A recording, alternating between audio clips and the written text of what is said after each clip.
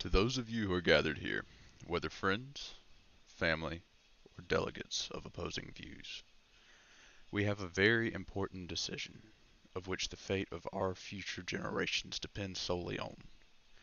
These 13 colonies of ours must be brought together through the ratification of this Constitution that has been put forth to us.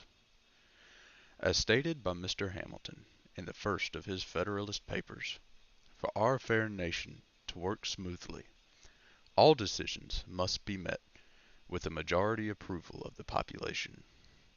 For what is a free state that makes it rule against the will of the peoples it controls? While our nation will grow and prosper, we will need to elect those among us who strongly represent the people. In this way, we can make adequate, proper, and sound decisions in a timely manner. To this end, it should be left to the people to decide who they wish to represent themselves, so as to feel fairly treated. However, I feel it is necessary to limit the number of representatives per state, so as not to dilute the opinions of the nation as a whole.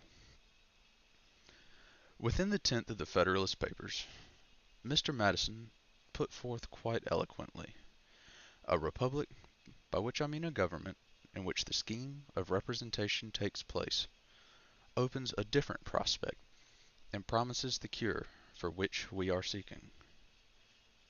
While there are many aspects of this Constitution, of which I think them all important, none are as important as the representation of the free peoples of our nation.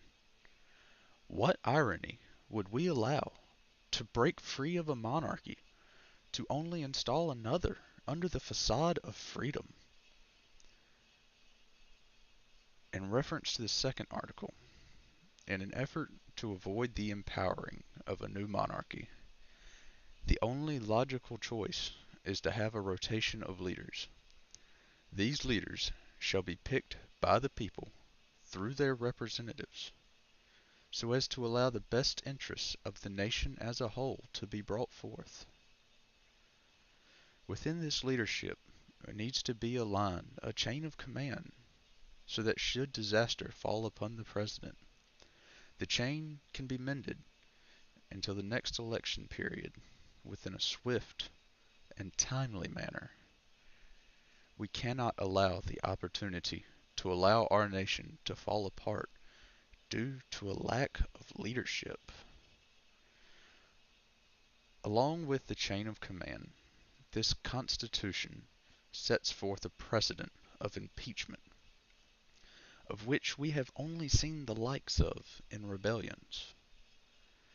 It offers the opportunity for leadership to be removed by force and a placeholder to be put forth until the next election cycle. This will allow us from seeing forceful takeovers of our fair government and allow the power to stay within the hands of the people, where it ultimately belongs. It would be the downfall of our great nation if we were to allow a traitorous or maleficent leader to stay in control, and is a situation we cannot stand by and abide.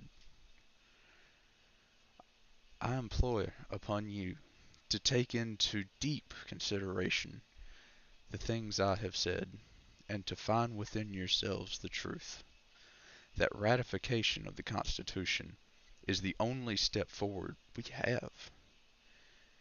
If we linger any longer, the rifts that divide our starting nation will only tear us down before we have even truly begun.